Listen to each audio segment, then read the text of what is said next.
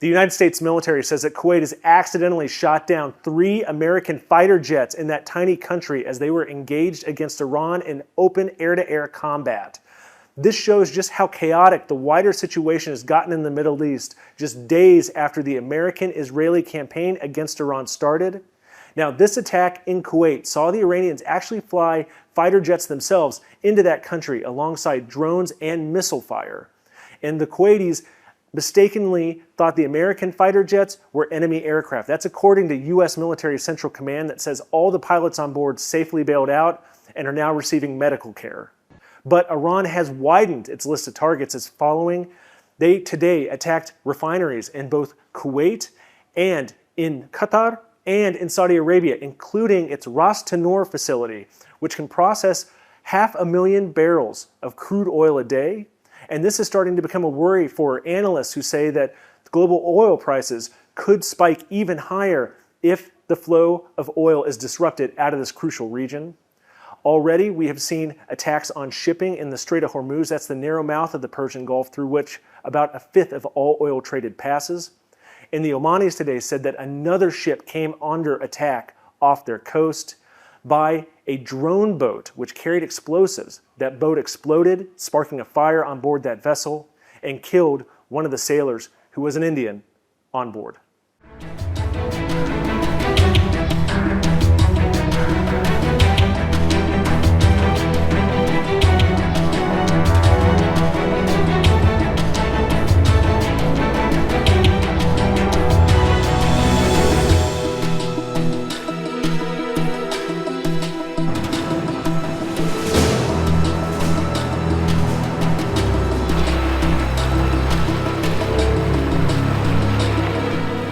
We don't have the exact details about this. So there are different estimation, different number that we are getting, like particularly at this stage, the most crucial one is the ballistic missile. So it's the missile stocks, the number that we are hearing that ranges from 2,000 to 5,000-6,000. The Iranian also put it as high as like 20,000+. So we really do not have the exact number. But nevertheless, with the passage of time, obviously, this will put a pressure on these missiles. With the passage of time, there will be more and more pressure on this, particularly if this is going to be a long and a drawn-out war. Apart from the missiles, obviously, you have the drones, and probably the number of the drones that Iran has is much higher. The other things that Iran is obviously can use and potentially might use is mining the Hormuz Strait, so therefore, like apart from closing it to the international trade, but also mining it, so therefore bringing the cost to the regional states, to the international actors.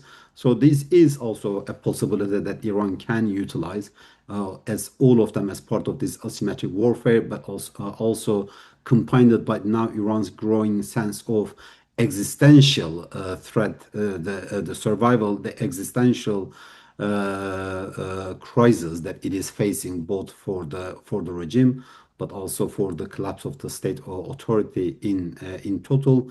But also Iran has obviously the regional network, its regional networks, the proxy networks. It's from the Iraqi Shia militia groups to Hezbollah in Lebanon, to Houthis in Yemen. So the various Shia militia groups and their capability, the longer that this conflict goes on, the more trouble and the problem that the regime is likely to face in multiple forms. One of them is obviously the threat on the central authority, whether we might see the weakening of the central authority or the collapse of it as the war goes on.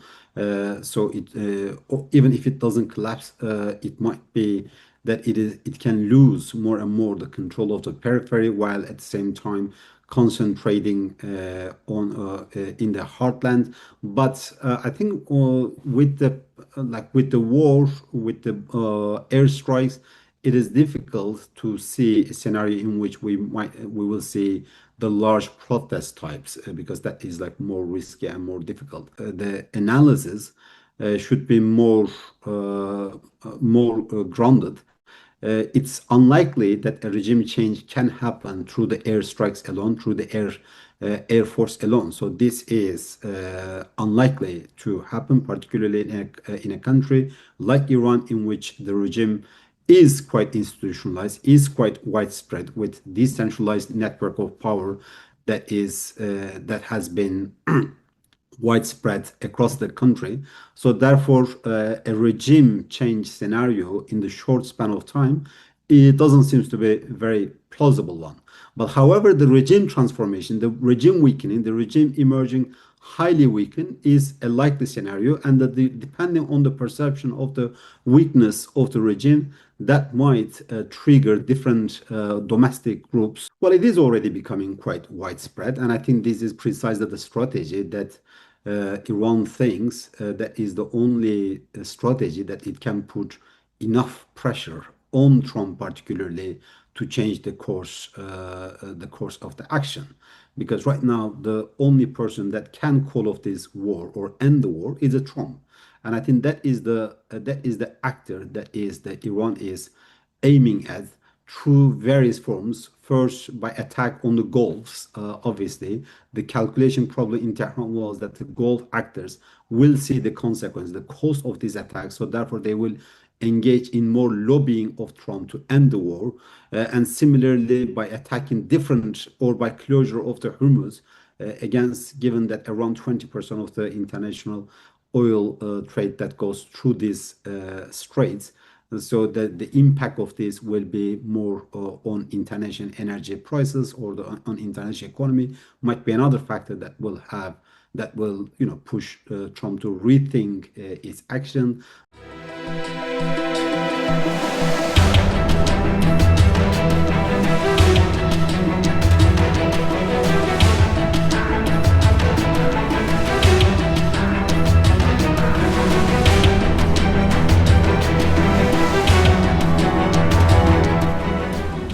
播报新闻是我的日常，必须时刻保持妆容和皮肤的最佳状态。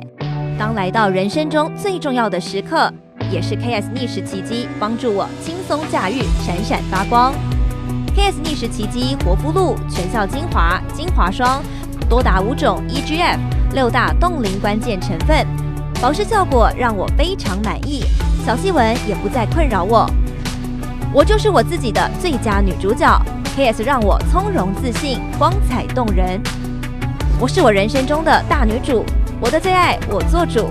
KS 逆时奇迹系列热卖中，下单请上快点购，透过中天新闻网 App 下单立减50，或输入 CTI 推荐码有额外折扣。